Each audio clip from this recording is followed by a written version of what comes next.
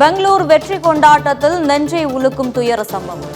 கூட்ட நெரிசலில் சிக்கி பெண்கள் உட்பட 10க்கும் மேற்பட்டோர் பலியான பரிதாபம்.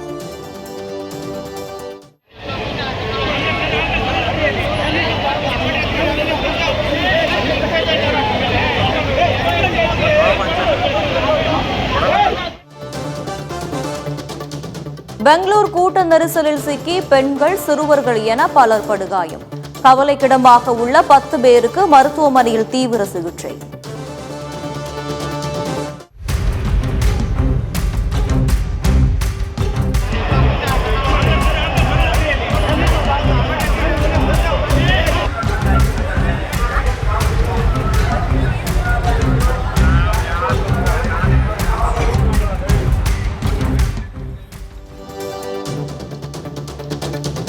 பெங்களூர் சின்னசாமி மைதானத்தில் ஆர்சிபி வெற்றியை கொண்டாட குவிந்த ரசிகர்கள்.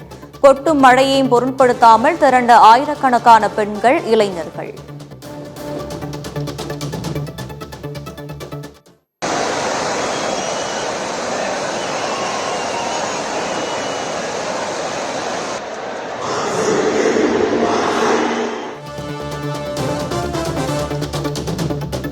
பெங்களூர் சின்னசாமி மைதானத்தில் ஆர்சிபி அணியினர் ரசிகர்கள் வெற்றி கொண்டாட்டம். மைதானத்திற்கு வெளியே கண்ணீரும் கம்பலையுமான சோக காட்சிகள்.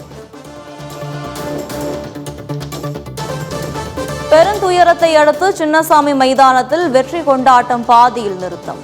பாதிக்கப்பட்டவர்களை சந்திக்க மருத்துவமனைக்கு விரைகிறார் முதலமைச்சர் சித்தராமையா.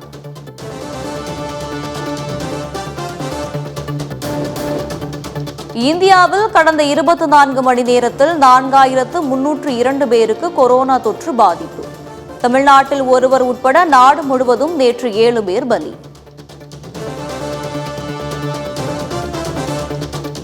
திருச்சி சரக டிஐஜி வருண்குமார் தாக்கல் செய்த அவதூறு வழக்கு விசாரணைக்கு சீமான் நேரில் ஆஜராக வேண்டும்.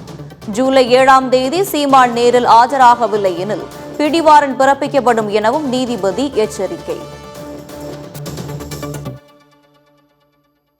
உணவகங்களில் பின்பற்ற வேண்டிய 14 வழிகாட்டு நெறிமுறைகளை வெளியிட்டது உணவு பாதுகாப்புத்துறை. நியூஸ் பேப்பர் போன்ற அச்சிட்ட காகிதங்களில் உணவுப் பொருளை வழங்கக்கூடாது என உத்தரவு. டெல்லியில் பிரதமர் மோடியுடன் ஆஸ்திரேலிய துணை பிரதமர் ரிச்சர்ட் மால்ஸ் சந்திப்பு. இரு நாட்டு உறவுகள், இந்தோ பசிபிக் பாதுகாப்பு குறித்து முக்கிய ஆலோசனை. நாடாளுமன்ற மழைக்கால கூட்டத்தொடர் ஜூலை 21 முதல் ஆகஸ்ட் 12ஆம் தேதி வரை நடைபெறும். நாடாளுமன்ற விவகாரத்துறை அமைச்சர் கிரண் ரிஜிஜு அறிவிப்பு.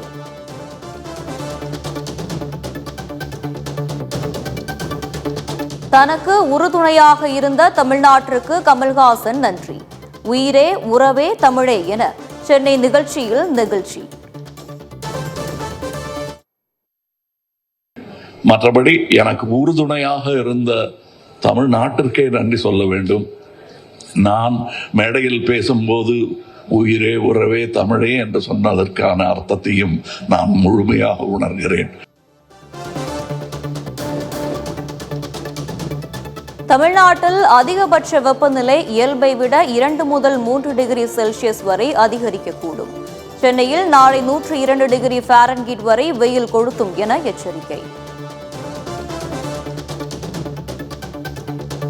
தூத்துக்குடியில் மணல் கொள்ளையை தடுக்காதது ஏன் என மாவட்ட ஆட்சியருக்கு சரமாரி கேள்வி. சிறப்பு அதிகாரி தலைமையில் விசாரணை குழு அமைக்க உயர்நீதிமன்ற மதுரை கிளை உத்தரவு. திருவிழாக்களில் ஆடல் பாடல் நிகழ்ச்சிகளுக்கு நிபந்தனைகளுடன் அனுமதி. உயர்நீதிமன்ற மதுரை கிளை உத்தரவு.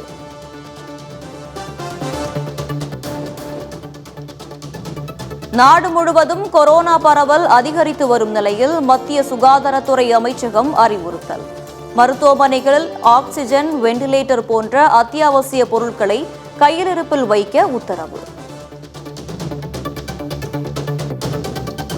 புதுச்சேரி அரசு பள்ளி மாணவர்கள் 100% தேர்ச்சி பெற வேண்டும்.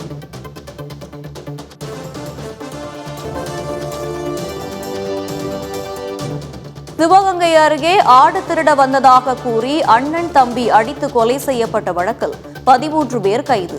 நீண்ட பேச்சுவார்த்தைக்கு பின் இறந்தவர்களின் சடலங்களை வாங்கி சென்ற உறவினர்கள். மதுரையில் வாட்டி வதைத்து வந்த வெயிலுக்கு இதமான பெய்த மழை. கோரிப்பாளையம், தல்லாகுளம், மாட்டுத்தாவணி உள்ளிட்ட பகுதிகளில் மழை பெய்ததால் மக்கள் மகிழ்ச்சி. கோவை மாவட்டம் மேட்டுப்பாளையம் அருகே சாலை ஓரத்தில் சாவகாசமாக அமர்ந்திருந்த கரடி அமைதியாக அமர்ந்து இயற்கையை ரசித்த video viral.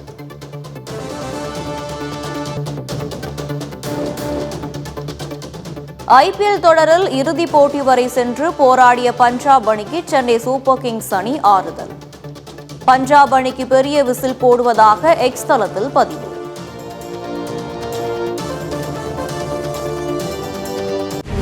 Brilliant individuals recognize and utilize the opportunity that knocks once in a lifetime. Olive Tree Global School, Madhavaram. Admissions open for grade 4 to 11. Olive Tree, a school for future leaders.